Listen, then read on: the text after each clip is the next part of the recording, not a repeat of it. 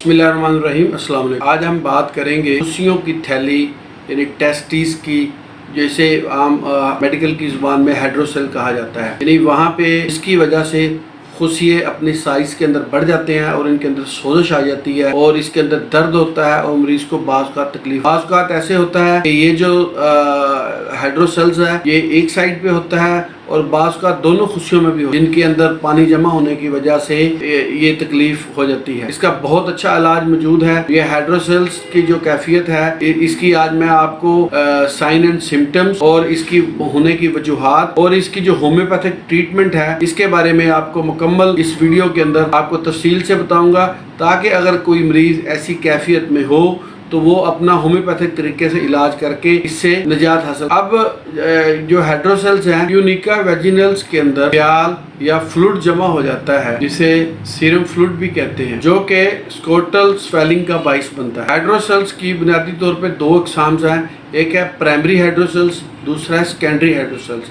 अब प्राइमरी हाइड्रोसेल्स की भी आगे मजीद चार इकसाम: वजाइनल हाइड्रोसेल्स, एब्डोमिनो वजाइनल हाइड्रोसेल्स, एब्डोमिनो फ्यूनिकुलर हाइड्रोसेल्स। इसमें जो फ्री फ्लूइड या स्याल होता है वो जो छल्लियाँ होती हैं वहां तक नजर आता है, छल्लियों से बतन तक नजर आता है। इस किस्म को कंजेनिटल हाइड्रोसेल्स भी कहते हैं। और चौथी जो किस्म है वो फेनिकुलर हाइड्रोसेल्स है।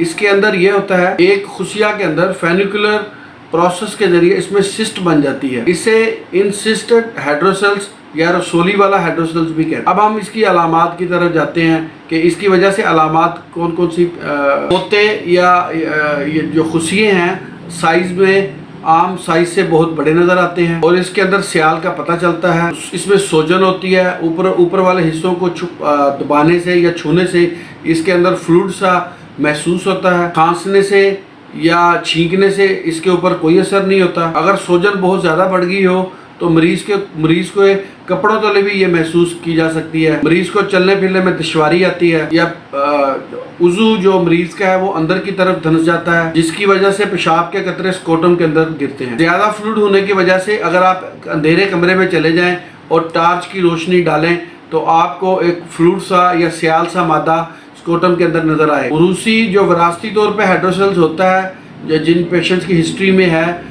अगर उनको सोने या लेटने से इसके अंदर कमी सी महसूस होती है। इब्तिदा में खुशियाँ सुर्ख और चमकदार होते हैं। मर्द आहिस्ता आहिस्ता बढ़ता है और वो अपने साइज में इतने बड़े और वाज़ेह हो जाते हैं कि वाज़ेह तौर पे महसूस किया जा सकता है। मज़म्मन या हाल हालतों में, दोनों हालतों के अंदर खुशियाँ एक साइड का या राइट या लेफ्ट दोनों ही इससे मुतासर हो जाते हैं। अब हम चलते हैं इसके इलाज की तरफ कि होम्योपैथिक के अंदर इसका क्या इलाज है जिससे ये इस कैफियत से बचा जा सकता है। इससे पहले मैं थोड़ी सी वजाहत कर दूं कि बाज़ ये जो हाइड्रोसेल्स है इसको बहुत से जो लोग हैं हाइड्रोसेल्स को और हर्निया को आपस के अंदर मिक्सअप कर देते हैं कि शायद ये हर्निया है या हाइड्रोसेल्स है। तो हर्नियों की अलग साइन एंड सिम्टम्स है और हाइड्रोसेल्स की अलग है। इनसे आप डिफरेंशिएट कर सकते हैं बड़े आराम से कि आप एक तारीक कमरे के अंदर चले जाएं और टार्च की रोशनी के ज़रिए आप इसके स्याल मादे को वाज़ेह तौर पे आप महसूस कर सकते हैं।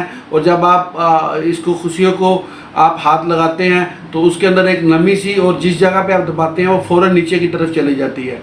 जबकि अगर यही हर्निया की जो अलामात हैं उसमें और इसमें तब्दीली होती है, हर्नियों में टार्च लगाने से स्याल मादा नज़र नहीं आता। एक तो इस तरीके से आप देख सकते हैं। दूसरा, जो हर्नियों का पेशेंट होता है वो ख़ास तौर पे साथ कॉन्स्टिपेशन यानी कब्ज़ का भी मरीज़ होता है। अगर उसको कब्ज़ से रिलीफ हो या उसका यानी कि वो वाशरूम सही तरीके से फ़ारिग हुआ हो तो वहाँ पे सोजन बहुत वाज़ेह तौर पे देखी जा सकती है कि कम होती है। तो इस बार उसके ऊपर मेरी एक अलग से वीडियो है, वो भी आप देख सकते हैं। इस वक्त हम जो ट्रीटमेंट कर रहा हूँ आपको बता रहा हूँ वो है सिर्फ हाइड्रोसेल्स के ऊपर कि अगर आपके फोते सूज गए हों या उसके अंदर पानी आ गया हो तो उसका होम्योपैथिक तरीके से इलाज क्या है। तो जो सबसे पहले इसके अंदर सबसे बेहतरीन दवाई जो हमारे क्लिनिकल प्रैक्टिस के अंदर प्रूव हुई है या साबित हुई है, जिसने बहुत अच्छे रिजल्ट दिए हैं, वो है रोडेंडन। इसकी तस्वीर भी मैं साथ लगा देता हूँ। रोडेंडन जो है 30 के अंदर अगर आप इस्तेमाल करते हैं, ये खुशियों के वरन के लिए बेहद मुफीद दवा है। मनी की डोरी सूजी हुई हो, इसमें दर्द हो तो इन अलामात के ऊपर ये बड़ा अच्छा काम करे। इसके 30 के आप सुबह दोपहर शाम 2-2 3-3 ड्रॉप्स ڈائریکٹ زبان پر بھی لے سکتے ہیں اور ایک گھونٹ پانی کے اندر بھی 5 قطرے صبح دوپہر شام لے سکتے ہیں۔ کچھ ہی دن کے استعمال سے اس میں بہت سا واضح فرق محسوس کیا جاتا ہے۔ دوسری دوائی ہے ایپس میلیفیکا۔ ایپس میلیفیکا بنیادی طور پر سوجن کی بہت بڑی دوائی ہے۔ اس کی علامت کے اندر مریض کو پیشاب کی تکلیف ہوتی ہے اور وہ پیشاب 1 منٹ بھی نہیں روک سکتا اور بہت زوردار حاجت ہوتی ہے۔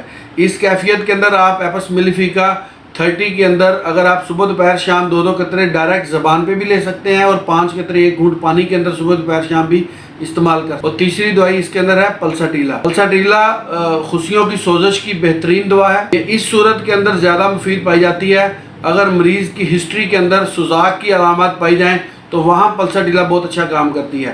تو اس صورتحال کے اندر 30 کے اندر صبح دوپہر شام اگر آپ اس کے 2 قطرے ڈائریکٹ زبان پہ یا 5 قطرے پانی میں بھی ڈال کے استعمال کریں۔ اگلی دوائی ہے آیوڈم۔ آیوڈم کے اندر خصیے سخت ہو جاتے ہیں اور ان کے اندر پانی بڑھ جاتا ہے۔ اگر اس قسم کی علامات ہو تو آیوڈم 30 کے اندر صبح دوپہر شام آپ 2 قطرے ڈائریکٹ زبان پر یا 5 قطرے پانی کے اندر بھی ڈال کے استعمال کریں۔ اگلی دوائی ہے سلیشیا۔ سلیشیا بہت اچھی میڈیسن ہے یہ ہائیڈروسیلز کی۔ اگر اس کی علامات کے اندر لیکن یہ ابتدائی علامات جب جیسے ہی ہائیڈروسیلز کا پتہ چلتا ہے یا اس کیفیات آتی ہیں وہاں پہ بڑا اچھا کام کرتی ہے۔ اس میں جلن ہوتی ہے اور درد کی شکایت کرتا ہے۔ تو اس صورتحال کے اندر اگر آپ اس کو 30 کے اندر صبح شام 2 ٹائم استعمال کرتے ہیں 2 قطرے ڈائریکٹ زبان پہ اور 3 ٹائم یا 5 قطرے پانی کے اندر تو یقیناً اس سے بہت سا فائدہ۔ ہومیوپیتھک کے اندر ہائیڈروسیلز کا بہت اچھا علاج موجود ہے۔ اگر ان علامات کے مطابق ان ادویات کو استعمال کیا جائے تو یقیناً نہ صرف جو مریض ہے وہ آپریشن سے بچ سکتا ہے بلکہ اور بھی بہت سی آپریشن کے بعد ہونے والے سائیڈ افیکٹ سے بھی بچ سکتا ہے۔ بہت شکریہ، اپنا خیال رکھیے گا، مجھے اجازت دیں، اللہ حافظ۔